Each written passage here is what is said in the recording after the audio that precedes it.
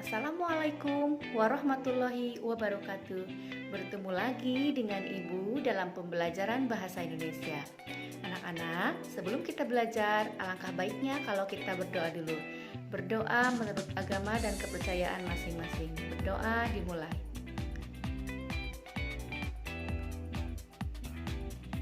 Berdoa selesai. Nah, sekarang kita akan belajar tentang karakteristik berita. Setelah kemarin kita belajar tentang pengertian berita, sekarang kita akan belajar tentang karakteristik berita. Yang pertama adalah aktual. Apa itu aktual? Aktual adalah unsur terkini. Artinya terbaru, terhangat, kemudian baru saja terjadi dan bisa merupakan fakta terbaru yang ditemukan dari suatu peristiwa lama. Kemudian yang kedua adalah faktual. Apa itu faktual? Faktual adalah kejadian yang benar-benar terjadi dan merupakan sebuah kenyataan. Jadi berita itu bukan fiksi ya anak-anak. Kemudian bukan juga rekayasa atau bukan juga hayalan.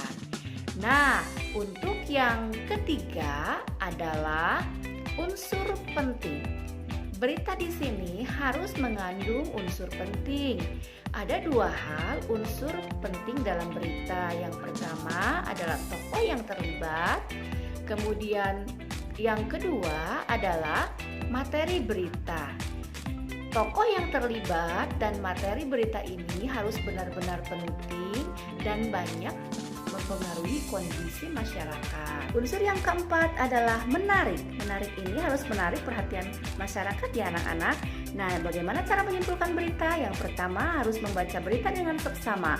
Setelah itu mencatat pokok-pokok berita. Kemudian yang ketiga adalah membuat pokok-pokok berita itu menjadi kalimat berita. Dan yang terakhir adalah membuat kesimpulan dalam bentuk paragraf. Bagaimana? Mudah kan dalam menyimpulkan berita ini? Nah, sekarang kita lihat contoh beritanya.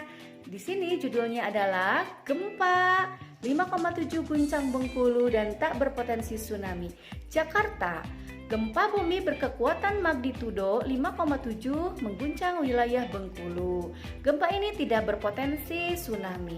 Badan Meteorologi, Klimatologi, dan Geofisika atau BMKG menginformasikan gempa terjadi pada Sabtu pada tanggal 22 bulan 8 2020 sekitar pukul 7.39 waktu Indonesia Barat. Gempa berpusat di laut. Tidak berpotensi tsunami, tulis BMKG di akun Twitter resminya. Gempa terletak 137 arah barat daya Bengkulu. Gempa terletak di koordinat 3,98 lintang selatan dan 101,04 bujur timur.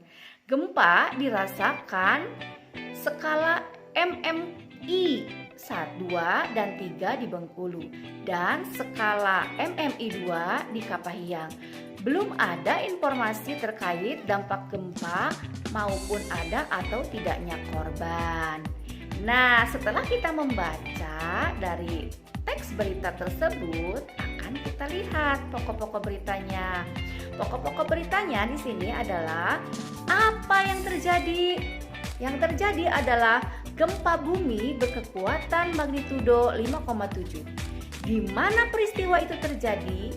Di Bengkulu, berpusat di laut. Kemudian kapan peristiwa itu terjadi? Pada Sabtu 22 bulan 8 2020 sekitar pukul 7.39 waktu Indonesia Barat. Siapa yang berkata tentang gempa ini? Badan Meteorologi, Klimatologi, dan Geofisika atau BMKG. Kemudian, mengapa peristiwa ini terjadi? Peristiwa ini mengguncang Bengkulu. Dan bagaimana peristiwa ini terjadi? Gempa ini tidak berpotensi tsunami. Nah, setelah ditentukan pokok-pokok beritanya, kita akan melihat ya bagaimana kita bisa membuat kalimat-kalimat berita dari pokok ini.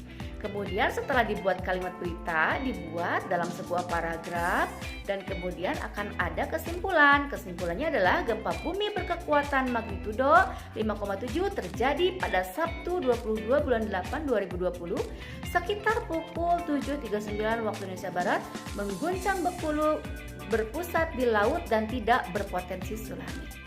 Sekian pembahasan bagaimana cara menyimpulkan berita dan karakteristik berita. Semoga kalian bisa mengerti dan memahami.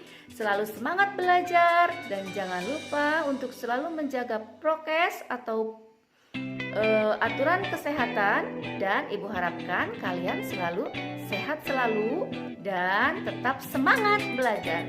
Terima kasih. Wassalamualaikum warahmatullahi wabarakatuh.